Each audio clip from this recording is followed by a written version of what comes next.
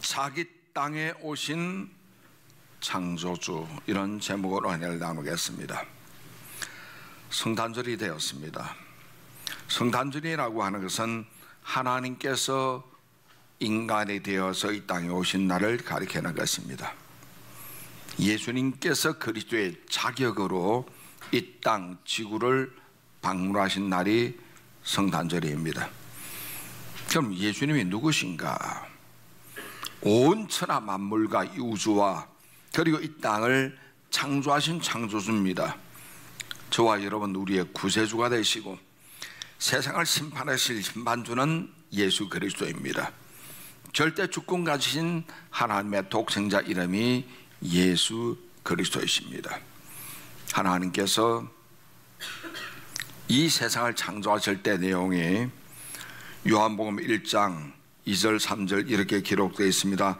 그가 태초에 하나님과 함께 계셨고 만물이 그로 말미암아 지은 바가 되었으니 지은 것이 하나도 그가 없이는 된 것이 없느니라. 예수님은 창조주란 소리입니다. 하나님과 함께 계셔서 이 땅을 지으실 때 같이 했다는 소리입니다.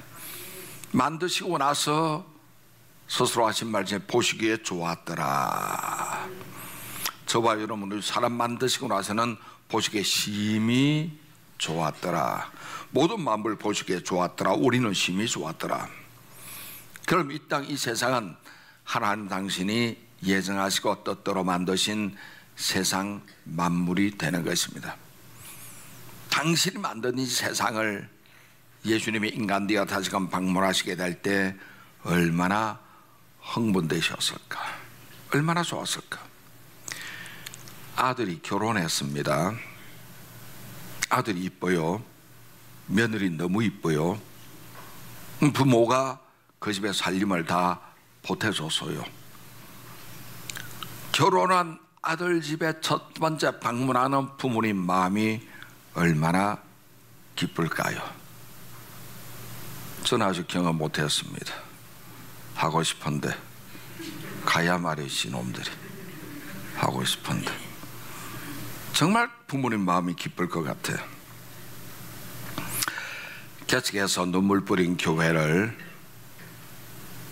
한국에 들어왔다가 다시 미국 갈 일이 있어서 그 교회 가다 보니까 얼마나 마음이 설레는지 몰라요. 예수님 보면 자기 땅에 왔습니다. 당신이 창조하신 땅입니다. 지은 것이 하나도 그거 없이는 된 것이 없다고 했으니까 하늘과 땅과 바다와 모든 만물 주님이 지으신 거예요. 자기 땅에 오신 창조주. 더군다나 예수님이 하늘 보좌 버리시고 이 땅에 오실 그때만 해도 인간의 모양으로 오셔서 인간의 육체를 옷 입으시고 오신 그날이 언제냐? 성탄절이죠. 그날을 뭐라고 하느냐? 생일이죠. 예수님의 생일입니다. 제 생일 되면 아이들이 선물을 다 해줍니다. 예수님의 생일인데 우리는 무엇을 주님께 드릴 수가 있을까? 믿음을 드려야죠. 사랑을 드려야죠. 순종을 드려야죠. 예수님이 이 땅에 오심으로 새롭게 생긴 단어 3개가 있습니다. 구약에는 없었어. 주님이 오시면서 신약에 새로이 형성된 단어 3가지가 있는데 오늘 그것을 중심으로 여러분께 말씀드리겠습니다. 첫째 단어, 천국입니다. 자, 예수님께서 이 세상을 방문하시기 전에는 천국이라는 용어가 없었습니다. 구약 성경 어디를 봐도 천국이라는 용어는 없었습니다. 성경 어디를 아무리 뒤져봐도 예수님 오시기 전에는 천국이란 단어 자체가 기록이 없습니다. 천국이 뭡니까? 한문으로서 하늘 천자, 나라 국자, 하늘 나라. 이건 하나님의 나라가 되는 거죠. 예수님께서 하늘 나라에서 이 땅에 오셨기 때문에 그분이 계시던 하나님 나라는 누구보다 잘 아시죠. 그래서 주님은 오시자마자 천국에 대해서 언급하셨던 게 회개하라, 천국이 가까웠다. 자, 제주도에 평생을 사시던 물질하던 해녀께서 강원도 산골짜기에 시집갔습니다.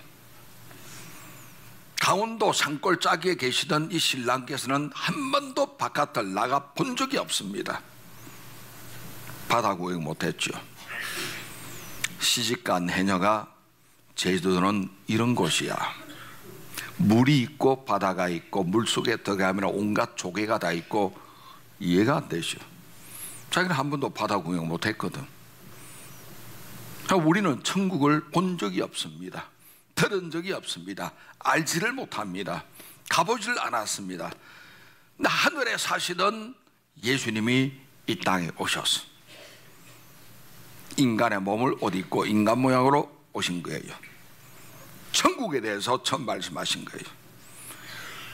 예수님이 오시기 전에 기록되어 있는 구약 성경 보면은 그런 용어가 없다고 해서 천국이 없는 건 절대 아니죠. 구약에는 선민의 목적지가 땅이었습니다. 가나안 땅이었습니다. 신약에 와서 비로소 예수님을 통해서 땅이 아니라 내 아버지 집인 천국을 말씀하고 있는 거예요. 내 아버지 집은 하나님 나라를 상징하는 분명한 천국의 개념이 확 잡혔잖아요. 구약 성경 보면 적과 꿀이는 이 땅에 있는 가나안 땅이었습니다. 복지입니다. 그것은 천국을 상징하는 것이요. 가시적인 눈에 보이는 상징하는 가나안 땅이었습니다. 자 보세요. 예수님보다 6개월 먼저 태어났던 예수님의 이종 사촌이 있는데 그의 이름이 세례 요한이죠. 세례 요한 가르쳐서 우리는 승리학 승리에 기록되어 있지만 구약의 마지막 선지자라고 합니다. 그러니까 세례 요한도 동일한 말을 맺히기를 회개하라 천국이 가까웠느니라. 예수님이 오면서 천국이 열렸기 때문에 가까웠다고 이야기를 하고 있습니다. 예수님도 동일한 말씀하신 거예요. 예수님 공생애 때에 오셔서 제일 처음 외친 말씀이 회개하라 천국이 가까웠다는 거예요. 천국은 상상 속에 있는 세계가 아닙니다. 진짜 우리가 가는 곳입니다. 미국이나 영국이나 일본이나 스위스처럼 분명히 실제하는 하늘 위의 영역이 천국이죠. 우리가 갈 것 아닙니까? 계시록 보니까 계시록이 뭔가요? 성경 제일 뒤에 있는 겁니다. 요한 계시록 보면은 천국이 나오는데 장과 광과 고가 정육면체로 되어 있기 때문에 너비나 높이나 가로 세로 높이가 장광고라고 표현되어 있습니다. 1만 2천 스타디온, 거기에 우리 길이로 계산해 본 2164km 30cm. 의심나면 재보세요. 2164km 30cm. 이게 좀 더 확실히 개념 있게 설명되면 한반도 부산에서 신의주까지 거리 있죠. 2배입니다. 부산에서 신의주까지 직선으로 쭉 건 2배 그 길이에 정육면체가 있다는 게 1만 2천 스타디온이. 그러면은 그 개념이 우리가 분명히 안 잡히면은 쉽게 말해서 태초 창조로부터 지금 현재까지 살고 있는 모든 인류를 끌어모아서 집어넣어도 널널히 살 수 있는 넓은 땅입니다. 위로 가고 옆으로 가고 아래로 가고 뭐 구름 타고 가고 이렇게 해도 괜찮은 그 정도 넓이의 공간이라는 거예요. 그러나 엄청난 하늘나라 주인 누구신가? 주님이시죠. 그 주님이 이 땅에 오셔서 외치신 말씀의 첫째가 천국이었습니다. 예수님 오면서 비로소 우리에게 알려진 천국의 실상이었습니다. 두 번째, 예수님 오시면서 우리에게 주신 말씀이 자녀란 말입니다. 전에는 구약에는 백성입니다. 하나님의 백성, 하나님의 도성에 있는 하나님의 백성. 우리는 자녀라는 것입니다.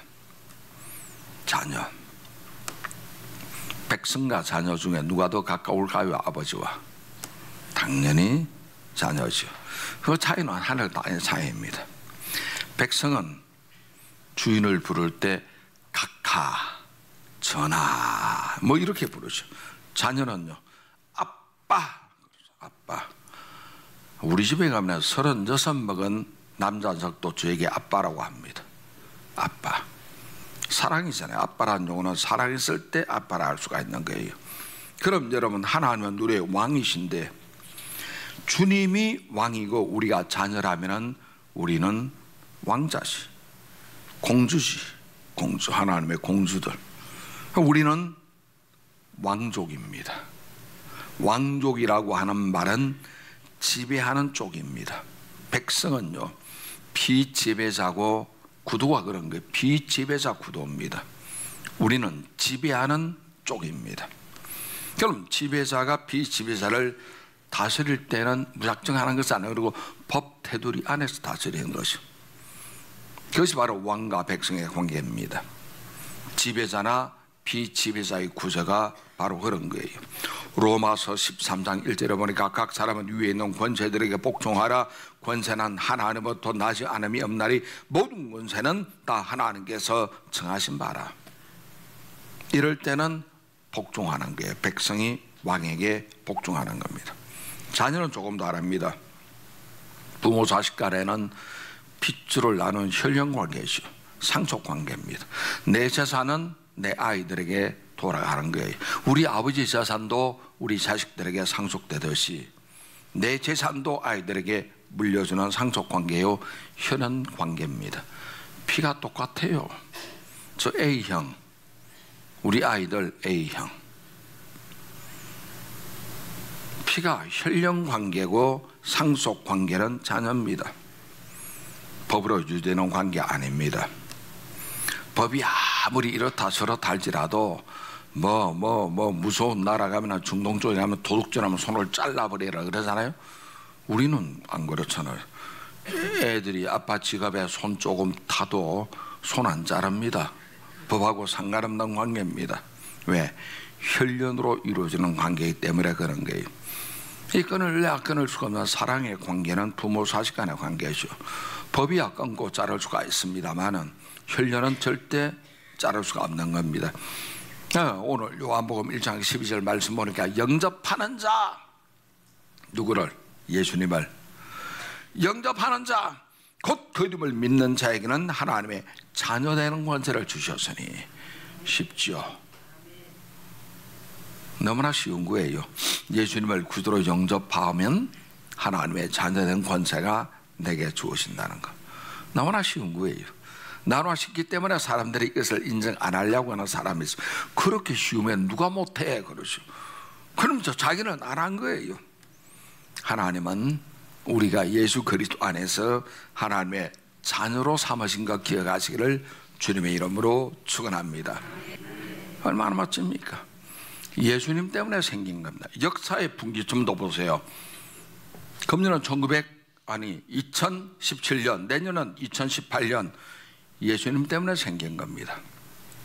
예수님이 탄생을 기점으로 해서 그전엔 BC 몇 년, 이 뒤에는 AD 2018년 탄생을 기점으로 해서 BC라는 건 Before Christ, 예수님 탄생 전에 몇 년, AD 아노 도미니, 이것은 라틴어이지만 탄생 이후에 새로 시작된 날짜라는 뜻이. AD 내년은 2018년. 예수님 탄생 때문에 역사가 나눠지는 거예요. 자기 땅에 오셨습니다. 하나님께서. 그러면서 우리에게 천국을 말씀해 주시고, 할렐루야. 우리 나중에 천국 갈 거잖아요. 가야죠. 혹시라도 나 가기 싫다는 사람이 있습니까? 안 되죠. 큰일 나지. 다 가야지. 다 가야지. 뭐 차이는 이제 먼저 가는 분, 늦게 가는 분이 있고, 예수님이 공중 재림하시게 되면 우리한테 가서 손잡고 휴거하죠. 쫙 공중으로 올라갑니다. 예수님이 가신 모습 그대로 하늘 위로 쭉 빨려 올라가는. 그럼 우리는 뭐 선배 후배 없이 동기동창 되는 거예요. 저도 여러분도 동기동창 되는, 천국 입성 동기동창 되는 거예요. 해보세요. 천국을 우리에게 주시고, 그 다음 우리를 자녀 삼으시고, 자녀는 혈연관계입니다. 예수 피로 맺어진 혈연관계에다가 그 다음 상속권이 있다는 사실 기억하시기 바랍니다. 그래서 우리가 아버지께 구하잖아요. 담대히 아버지 주세요. 예수님 이름으로. 그죠? 주님 분명히 내 이름으로 무엇을 구하든 내가 다 수행하리라고 했으니까 우리가 아버지 주세요. 고쳐주세요. 이거 주세요. 저거 주세요. 그 다음 마지막에 예수님 이름으로 기도드렸습니다. 그러잖아요. 자녀기 때문에 가능한, 도깨비 자녀는 아무리 기도해도 응답 없습니다. 예수님 이름이 없기 때문에. 세 번째, 주님이 오시면서 생겨난 단어 회개입니다. 회개. 구약 성경을 아무리 봐도, 창세부터 말라기까지 아무리 뒤져봐도 회개라는 용어가 없습니다. 요엘 선지자가 경고한 메시지가 있는데 거기에도 회개의 개념은 없습니다. 요엘서 2장 13절 보니까 너희는 옷을 찢지 말고 마음을 찢고 너희 하나님 야훼께로 돌아올지어다. 그는 은혜로우시며 자비로우시며 노하기를 더디하시며 이내가 크시사 뜻을 돌이켜 재앙을 내리지 아니하시나니. 여기 봐도 회개란 단어 없지 않습니까? 돌이켜, 돌아오라, 반성하라는 뜻입니다. 진정한 회개는 그리스도 예수 없이는 이루어질 수가 없기 때문에 요엘 선지자도 경고의 메시지만 주고 있는 거예요. 회개가 없으면은 그냥 반성하는 겁니다. 예수님이 있고 없고에 따라서 회개냐 반성이냐 그 차이입니다. 회개란 이 단어는 헬라어로 메타노니아라고 그러죠. 회개, 메타노니아. 죄의 길을 가던 것을 멈추고 스톱하죠. 길 잘못 들었네? 깨닫는 단계는 반성. 가던 길로 원위치로 되돌아오는 것은 회개, 메타노니아. 쉽게 말해서 이겁니다. 옛날 그리스 로마 지역에서는 그레코로망이라 그러죠. 그레코로망. 저 지역에서는 화살을 쏩니다. 양궁. 화살을 탁 궁수가 당겨서 쏘면은 관영 밑에 심판관이 있거든요. 심판관이 엉덩이 밑에 딱 기다리고 있다가 화살을 딱 쏘아서 정통으로 맞으면은 돌립니다. 깍 하고 돌립니다. 쐈는데 빗나갔어. 그럼 하마라티아 하고 올립니다. 하마라티아. 하마라티아가 뭐냐? 죄라는 뜻이. 빗나갔다. 빗나간 화살이 하마라티아. 죄를 가리킬 때 헬라 용어는 하마르티아라고 합니다. 하마르티아. 회개는 메타노니아, 죄는 빗나갔다. 하나님의 관역에 맞아야 하는데 말씀의 관역에서 샜다. 하마르티아. 그거예요. 그래서 우리 인생이 빗나간 화살처럼 죄의 길을 가고 있었습니다. 언제부터? 아담과 하와가 타락한 그 이후로부터 인생은 빗나간 화살 되어서 죄의 길을 가고 있었죠. 모든 사람이 죄인 되는 거예요. 그 사실을 깨닫게 되면은 반성입니다. 그냥 다시금 원인치로 돌아오면은 메타노니아, 회개가 되는 거예요. 그래서 예수님이 오시면서부터 회개 개념이 생겨나기 시작했던 거예요. 회개하라 천국에 갈 거하느니라. 예수님이 길이신데 길로 가지 아니하고 엉뚱한 곳으로 갑니다. 신천지로 가고 하나님의 교회로 가고 문선명에게 가고 박태선에게 가고. 예수님이 있어야 바른 길을 갈 수가 있는데 이단 사슬로 자꾸만 가니까 회개해야죠. 세상으로 나가는 사람도 회개해야 되는 거예요. 예수님의 길로 가지 않는다면 하나님께 갈래야 갈 수가 없기 때문에 그렇습니다. 회개라고 하는 것은 죄를 없애는 특수한 수단이죠. 죄를 철저하게 깨닫고 뉘우쳐서 예수님 안에서 하나님 품으로 돌아가는 것이 중요합니다. 이것이 진정한 축복이고, 그래서 여러분 누가 회개하라 회개하라 할 때는 아멘 하면 축복되는 거예요. 그리고 우리가 철저히 나 자신을 돌아보고 회개하면 그 바로 축복으로 가는 길입니다. 예수 믿어 회개가 원죄 사함 받는 것이고, 매일매일 주무시기 전에 하나님께 또 기도하며 자범죄를 회개하는 이것도 중요하죠. 원죄는 예수를 믿음으로, 자범죄는 입술에 고백함으로 죄를 사할 수가 있기 때문에 어젯밤에 저도 자기 전에 이불에서 하나님께 기도했잖아요. 하나님 사랑하는 거 고백하고, 예수님은 감사 고백하고, 성령께서 내 속에 있는 거 고백하고, 그 다음 하루하루 돌아가면서 어제 하루 동안 내가 하나님 앞에 범죄한 것이나 이웃들에게 죄를 지은 것, 잘못한 것 회개했잖아요. 내 밤에 편안하게 내가 잠을 자고 새벽에 일찍 일어날 수가 있잖아요. 이것이 바로 진정한 축복되는 거예요. 그 당시에 사람들 보면은 자기 땅에 오셨던 창조주를 영접하지를 않았습니다. 오늘 본문에 보니까 11절에 자기 땅에 오며 자기 백성이 영접하지 않았습니다. 얼마나 섭섭할까.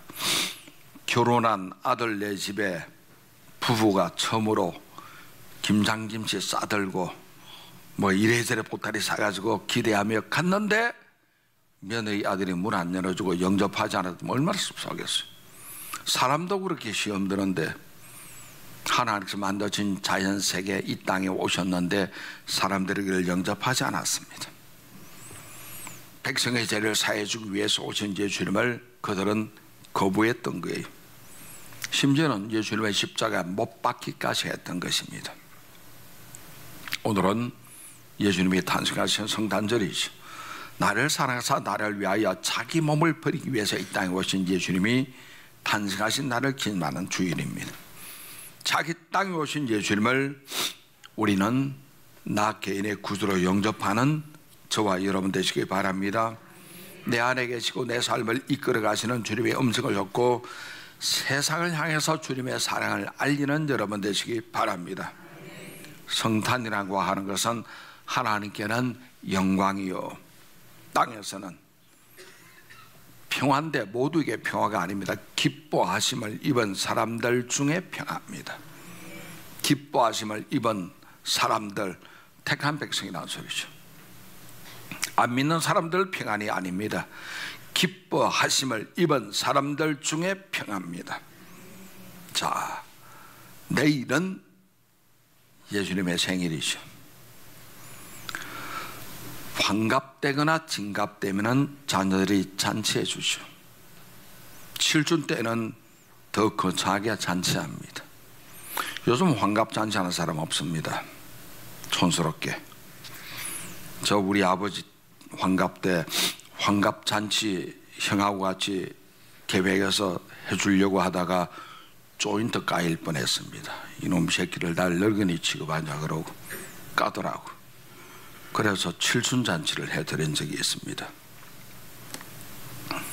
예수님의 생일날 예수님이 우리에게 준 선물이 있잖아요. 천국, 영생 주시기 위한 천국 주시고 자녀, 권세와 상속권입니다. 그 다음 책임지시는 선물 주신 거예요. 책임지. 광야 백성들부터 만나로 책임지시고 치료에 하나님이 책임지시고 동행하시는 구름 기둥이 책임지시고 오늘날도 성령께서 우리와 함께하면서 우리를 치료 책임집니다. 생활을 책임지십니다. 이끌어주시는 책임자 성령님이십니다. 예수님의 생일 내일이신 우리가 생일날 무엇을 드릴까? 믿음을 드리세요. 사랑을 드리세요. 순종을 드리세요. 헌신을 드리시기를 주의 이름으로 축원합니다.